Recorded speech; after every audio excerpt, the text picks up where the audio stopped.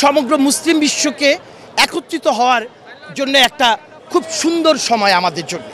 এবং আমরা যদি এখন যদি একত্রিত হতে পারি, তবে ইসরায়েল, আমি বলবো ইসরায়েলও পৃথিবীর মানচিত্র থেকে সে হারিয়ে যাবে। হাসিনা যেমন এই দেশ থেকে হারিয়ে গেছে, ইনশাল্লাহ ইসরায়েল এই দেশ থেকে হারিয়ে যেতে বাধ্য।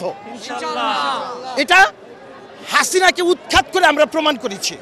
এবং আমি মনে করি যে আমরা এইটাও প্রমাণ করতে পারবো যে বাংলাদেশ পুরো পৃথিবীর মুসলিমদেরকে একটা প্ল্যাটফর্মে নিয়ে আসতে পারবে। ইসরায়েল যেন মুসলমানদের হত্যা করতে না পারে, ফিলিস্তিনি রাষ্ট্র দখল করতে না পারে।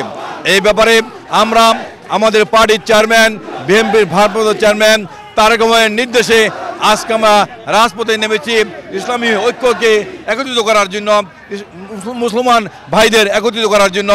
আমরা সবাই মিলে আজকে এই ইসলামী বাহিনী, ইসলামী সৈন্যরা এবং ইসরায়েলি রাষ্ট্র যে মুসলমান নিধন শুরু করেছে, আমরা এর প্রতিবাদ জানাচ্ছি এবং এ ব্যাপারে সারা বিশ্বের মুসলমান ভাইদের একত্রিত হওয়ার জন্য আহ্বান জানাচ্ছি। আমরা আজকে এখান থেকে জানান দিতে চাই যে আমরা মুসলমানরা সবাই ঐক্যবদ্ধ আছি, যেন আর ফিলিস্তিনের নিরস্ত্র জনগণের উপরে যেন ইসরায়েলি হামলা না হয়, এর প্রতিবাদ জানাচ্ছি।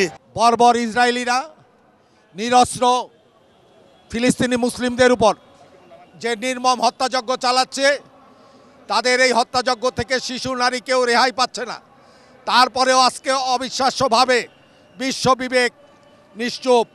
আমরা এর তীব্র নিন্দা জানাই, ঘৃণা জানাই। আমার নৈতিক দায়িত্ব থেকে আমি ফিলিস্তিনির এইসব নিরীহ মুসলিম হত্যাকাণ্ড, সাধারণ মানুষের হত্যাকাণ্ডের জন্য আমি বসে থাকতে পারিনি।